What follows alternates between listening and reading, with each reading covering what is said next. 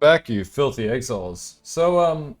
I've been sort of testing out Undecember. It's the release day today, and I was initially really hyped for this game, and I still think it's quite a good game.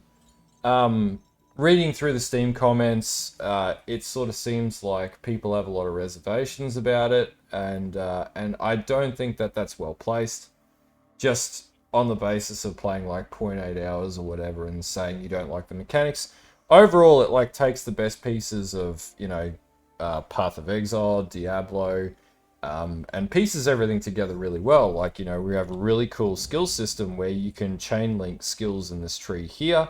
And there's a whole heap of cool stuff that sort of indicates that you could create some really good skill chaining and things like that. Similar to Path of Exile's new system that's actually coming out in PoE 2, actually. It's very similar in that nature where things are attached through the skills. It sort of plays a little like Wolcen as well, which I really like. I think Wolcen was on the right path, but they've sort of added in the skill gem system and support gem system that PoE has with Wolcen, and it works. It's really cool. Potentially, I'm going to be sort of playing and to see how far I can go with things, but with the good, there are some real issues. So I've played till level 17 the first afternoon, so probably like 2.5 hours, something like that. And the pacing is pretty good. It's not like Diablo Immortal where it doesn't seem to slow down as you sort of go further through. It seems pretty consistent, and it's got like the 10 acts and all that sort of stuff. So I haven't got any real concerns about like the consistency of the game. Like we can go to journal, and this is like part of the issue here. World map, yeah, split into like 10 acts once you unlock them. And the combat's pretty fluid and everything seems okay. The biggest issue that I currently have with this game though is the sheer amount of shit that is thrown at you as far as like daily rewards and endorphin peaking awards like total playtime, fiesta event, monthly user attendance event, act achievement passes. You get awards for this, or you could just buy the acts straight up, to be fully cleared, which some of us from the PoE community don't necessarily think is a terrible idea, but it sort of is a really fucking terrible idea at that. And yeah, it looks like you could sort of incrementally buy currency in order to like clear certain acts as well, so it's a little fucked. And then it's got a Rune Hunter pass, which you can purchase or slowly unlock, which, again, really have crazy reservations about this, considering it's on a 20-day period. For Season 1 is 20 fucking days. Like, Path of Exile's leagues are 3 months, which, put it in the scale, this is pretty aggressively monetized. And then sort of we start to really unpack some of the issues here with the cash shop. Which I'm not really in agreement of that it's a good thing. Okay, so we'll pull open the cash shop and we can see like you get 100 slots to sock it in, and we can pretty quickly see like everything is hinged onto purchasing. Sorry, we'll just turn the light on there. There we go. So everything in this game is like convenience, and I understand like PoE's like this in some elements, but it's just nowhere near this aggressive. Like you could buy a couple of stash tabs, you're good. But in this, it's like buy 5 additional bag slots, which is like 5 slots is like 100 crystals. So there we go, and it like leads you down the path. So like 100 crystals is like $3, nearly $5 for a bag slot. Or you could get $16 for 437, some weird number here, for like, what's that? Like four bag slots, whatever it is, or 20 bag slots for like nearly $16. It's a pretty egregious ripoff, to be honest with you. Like that's excessive. Like PoE has a different level of issue in that area, but I've never seen it like to be a hindrance, because you can still play without the additional tabs. But the tabs themselves, you buy a supporter pack and you're good. Like you can get everything you need. But here it's like I think there is a supporter pack that you can get, starter pack. And again, they pulled this bullshit that they pulled with Diablo Immortal, 78% discount. How do you establish a 78% discount? Like, what a crock. 78% discount on what? Like, support pack, $40 AUD. And like, I can respect a support pack, but we're just talking about like nothing here that is really good. And pet abilities, I don't fully understand some of the mechanics, but I'm assuming pet ability allows your pet to do shit that it probably shouldn't be able to do, or that gives you an advantage if you're looking at a competitive sort of farming, or in this case, this game has a ladder, which means that you could potentially compete on a ladder and use money to basically pay to win. Now, what do you get in this this limited time pack? By the way, exactly the same model as Diablo Immortal. Basically nothing of any sort of substance, and you get five expanded bag slots, which is pretty shit. So you go from 100 bag slots to 105 bag slots, which is so insignificant, it's fucking pointless. Now, this is just like the start here. You can go Rune Rebirth bundle, which gives you like, you know, the ability to craft your runes. So basically runes work the same as like items in Path of Exile, where you have like sockets in the items and they have like 3 different colors, blue being mage, green being agility based or dex based, and red being strength based skills and support gems. And then you can chain those together in various different ways. Very similar to Path of Exile in that fashion. And this is just giving you like an easy out. So like now we have a ruby shop. So 1 ruby equals 1 diamond from what I can see here.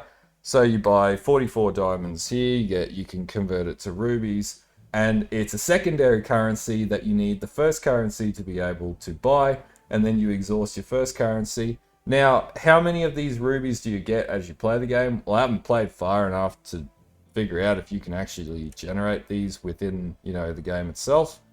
I'd assume that you can't. Possibly you could. It doesn't really allude to that.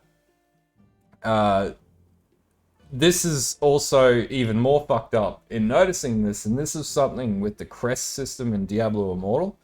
It appears that there are free rubies and paid rubies, and free diamonds and paid diamonds. Now, that creates a problem because it means that they're going to be availabilities for specific items, and it's by design, and this is the same with the crests that are used to run rifts in Diablo Immortal.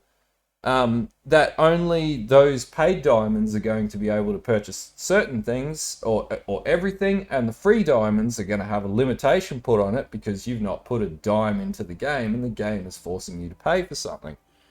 I have real like issues with this because, to be honest with you, this game actually plays really like Diablo Immortal, as far as I'm concerned, is hot shit. It's not it's cool, but it's not that good of a game mechanically on PC. This game actually plays really well. Now, I didn't know until today that there's a phone this is a port of a phone game. It's not a bad port. It's actually quite good. Its mechanics are good.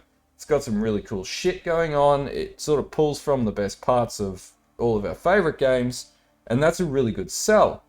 But this just kills it for me straight away. Like, in the back of your mind, you know that at some point you're going to hit this inescapable wall where you're going to have to climb over with cash and bags of money. And this is just basically banking on this fucking precedent that was set by Blizzard, that releasing a game that is heavily monetized is now apparently acceptable, and go to town and just profit monger off people.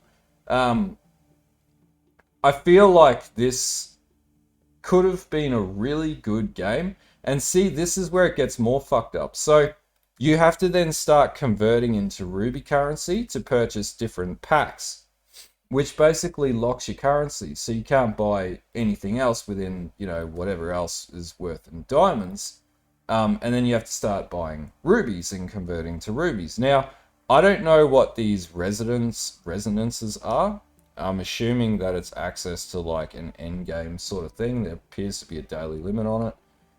But I might play until like end game at this stage. I'm not confident in my ability to stay with this game right now because I really have reservations about this aggressive monetization strategy.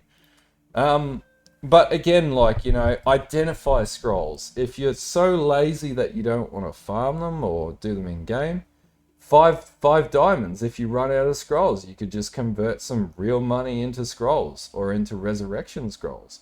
So you can just keep reporting on a boss. Like, yeah, I could see someone who dies constantly just smashing like 20 rubies onto a boss fight, you know, or you know, 50 or 100 plus rubies or some bullshit like that based on deaths. And for every, you know, 20 rubies, that's 20 diamond, and you're having to buy that 20 diamond every single time off the cash store. And there are going to be people who are going to do this. There's going to be kids that are going to do this, which is even more aggressive. Or character purchase limit. Increase your character limit, you know. 100 diamond, account purchase limit, you know, activate essence storages, pet abilities. Don't know what Zodiac Walker is yet. Again, you know, banking off pets. Here's fake fake pets. Guild name change tickets are 2,000 diamonds. And so if you're looking at like what's the cost of 2,000 diamonds, well, 2,000 diamonds is 72 fucking dollars to change your guild. You might as well disband your guild and just, like, you know, start a new guild. Like, why would you change the name? Like, it's just, they call it convenience here. I find this crazy character name change. It's like $35 to change your character name. Like, what the fuck is that? So I had really high hopes, and the game plays really well, and I find it really interesting. But I'm not confident in looking at the cash shop. I have real concerns about again, it's not as aggressive as Blizzard. Like, it's not prompting you constantly in game as far as I've seen so far, at least at the early level. It's not like blatantly jamming it in your face. Like, it is there, and I understand, like, there are other games that are out there, like ESO and, you know, SWOTA, that have like similar monetization models, but they're not like, they have a sub-based system. Like, honestly, if this had a subsystem and, you know, all of this was just like cosmetic shit, that would be fine. Like, if it was simply just cosmetic, but this is like foundational functions of the game are monetized to provide this convenience to you, this laziness, where people are just going to absolutely steamroll you. Now, I can't see anything so far that's PvP related, but I just think like this is just absolutely ridiculous.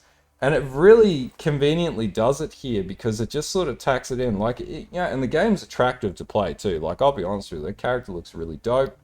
You know, and the skills look really cool, and, you know, it's actually got quite good drop systems and things like that, and loot. I do like the automation in the systems and everything. It's all really appealing. But then it just like magically links you to, hey, monetize, buy bag slots. Hey, it doesn't let you buy gold, funnily enough. That's what RMT's for. And I'm sure that there'll be gold sellers in the game at some point selling off-market gold, and that's going to make it even more fucked up.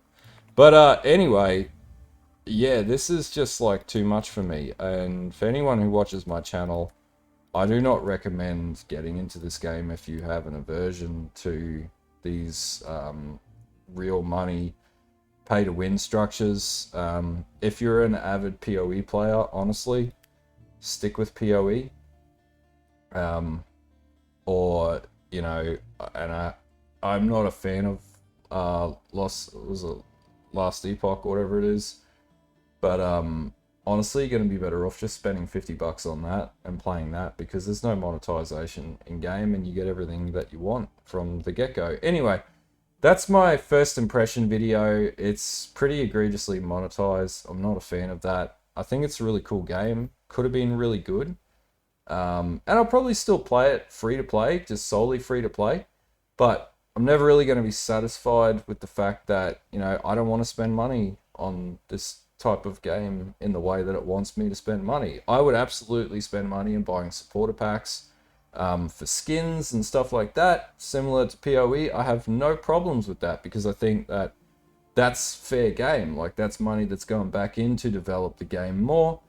But when it's so aggressively monetized where it's clearly trying to derive pure profit from the player just for the sake of making profit and not for any other reason, I just ethically find it fucking immoral. Anyway, if this video makes it clear, if you're looking at the game and this sort of clarifies it for you, like and sub.